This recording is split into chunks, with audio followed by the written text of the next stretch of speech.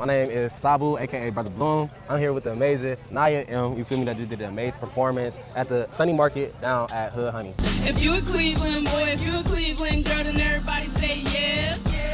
If you ain't from the land, but you ended up here, then everybody say yeah. And I'm giving my homegirl a little bit of an exclusive walkthrough. Let's come this way.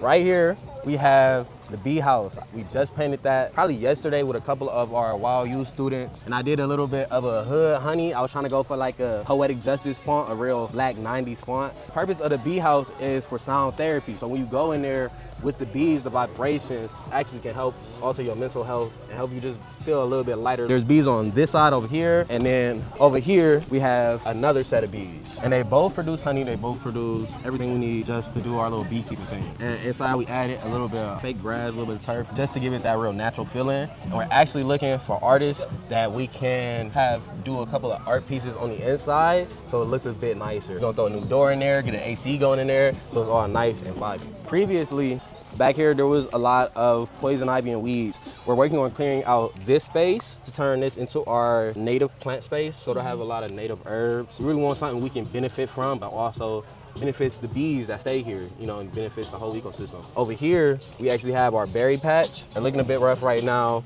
because of that heat wave that came through a while ago, but usually this area will be producing strawberries and blackberries. So we're trying to expand that area to this side and to the other side of the fence so you can come to the farm and literally just start picking away. Right now, we're about to enter the restricted access part of the farm, at least for right now, because we have an event going on. So over here, we have our fire pit area. We have a couple of native trees going. I believe these are called pawpaw trees. And like we said, at this farm, we try to do everything native, everything local, things that will benefit us as a community and benefit the ecosystem. We're having a nice couple fire pits coming over here. Then back here is kind of where a lot of the magic happens. Like I was telling you earlier, cool.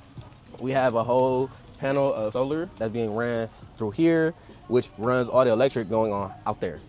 And it keeps basically the whole farm filled up. I just built a fence just so people know, don't touch this area because it can be dangerous. Over here, there's another area that we're working on to transform this area into something that's more than just a walk-in. But this is where we have a lot of our storage and our extra scrap pieces that we use to turn into extra little projects. Over here, we have our multi-bin composting system. So basically the compost goes from here to the middle, to the finished product, and you just keep rotating them. That way you always have some type of compost going. Over here, we are starting our pumpkin patch. Work in progress, but for the spooky season coming up, we want to start getting some pumpkins, some gourds, maybe some squash, some real Thanksgiving fall type of vegetables. Over here, this is our high tunnel hoop house. It's called a high tunnel hoop house because the size of it actually rolled up and we can get high winds coming in here. So that way the plants don't get too hot. There's always some fresh breeze coming in.